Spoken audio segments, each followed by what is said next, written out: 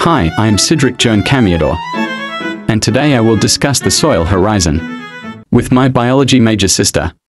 Good day, ma'am. I am Cedric Joan Camiador from BSA 1H, majoring crop science agronomy. So today we're going to discuss about soil horizons or soil profile. So for you, ma'am, what is soil? For me, soil is very important in supporting the growth of plants, and as a biology students, the soil is a crucial role for supporting the agriculture and also the biodiversity as well. Thank you, ma'am. In our soil science, soil is a dynamic natural body formed of weathering of rocks and minerals and the composition of organic materials. It also composed of organic matter, mineral matter, air and water, and possess distinct characteristics which in turn influence plant growth. As you can see at this picture, there are different types of layers of the soil.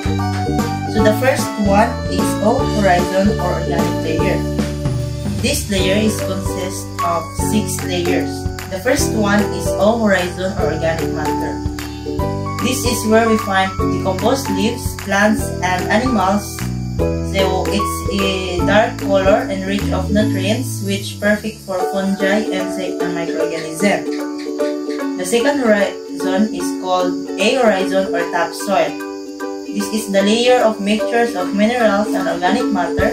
It is where most plant roots and where most biological activity happens.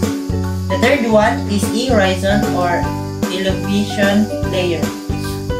Diri mahitabo ang leaching, which the materials like clay, iron, or aluminum are washed out from this layer by water. So it's usually light color ang imong makita diri nga layer.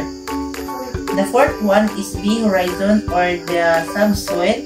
This layer receives the materials from the layers above, which is the E horizon. We call this elevation. It often contains a lot of clay, iron, or salts. It denser, so roots don't grow here as much. So dali ra gyud taman ang ubang nga roots nga mo kuan kay since dagan man siya og clay, iron, ug salts. And the fifth one is C horizon or the parent material.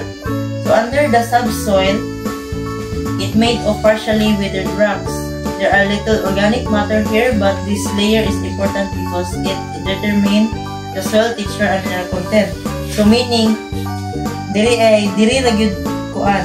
Gamay ra ang mga organic nga matter na hadari kay since kuan naman kay siya nasa lalo.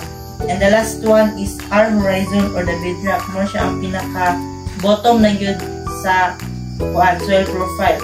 So this is nadari ang mga solid rock like mga rock gyud. So wala na gyud siya yuta. So this rock can break down and become part of the layers above through the weathering. So let's summarize all. There are 6 layers, which organic layer, topsoil, elevation layer, subsoil, parent material layer, and the bedrock. That's all. Thank you.